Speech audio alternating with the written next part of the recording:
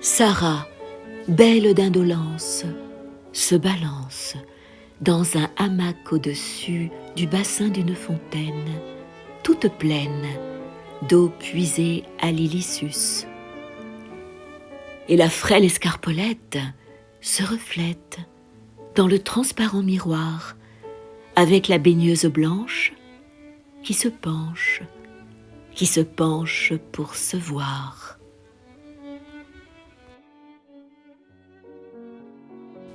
Chaque fois que la nacelle, qui chancelle, passe à fleur d'eau dans son vol, on voit sur l'eau qui s'agite sortir vite son beau pied et son beau col.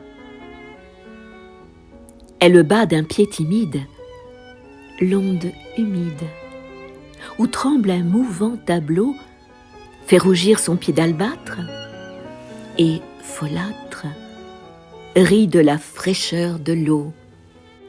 Reste ici caché, demeure.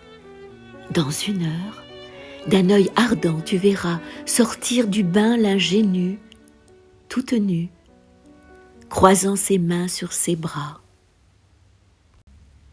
Car c'est un astre qui brille qu'une fille qui sort d'un bain au flot clair cherche s'il ne vient personne et frissonne, toute mouillée au grand air.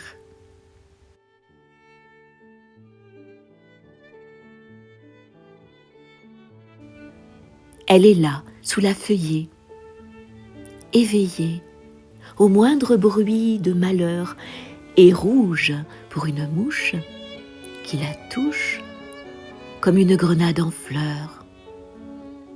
On voit tout ce que dérobe voile ou robe dans ses yeux d'azur en feu, son regard que rien ne voile est étoile qui brille au fond d'un ciel bleu.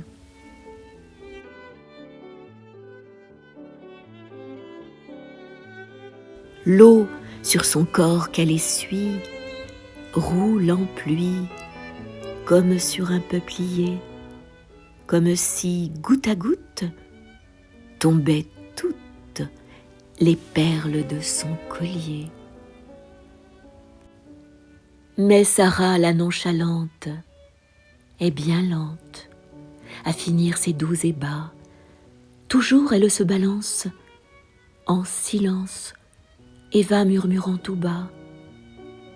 Oh, si j'étais capitane ou sultane, je prendrais des bains ambrés dans un bain de marbre jaune, près d'un trône, entre deux griffons dorés.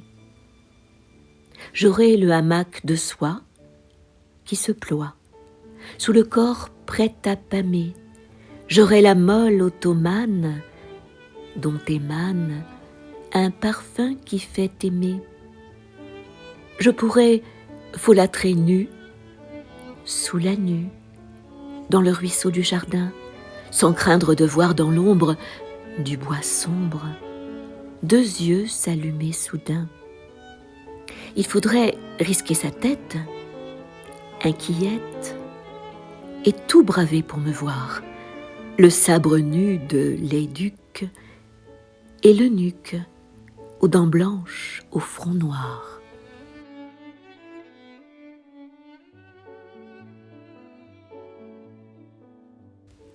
Puis, je pourrais, sans qu'on presse ma paresse, laisser avec mes habits traîner sur les larges dalles mes sandales de drap brodés de rubis. Ainsi se parle en princesse et sans cesse se balance avec amour la jeune fille rieuse, oublieuse des promptes ailes du jour. L'eau du pied de la baigneuse, peu soigneuse, rejaillit sur le gazon, sur sa chemise plissée, balancée aux branches d'un vert buisson. Et cependant des campagnes, ses compagnes prennent toutes le chemin.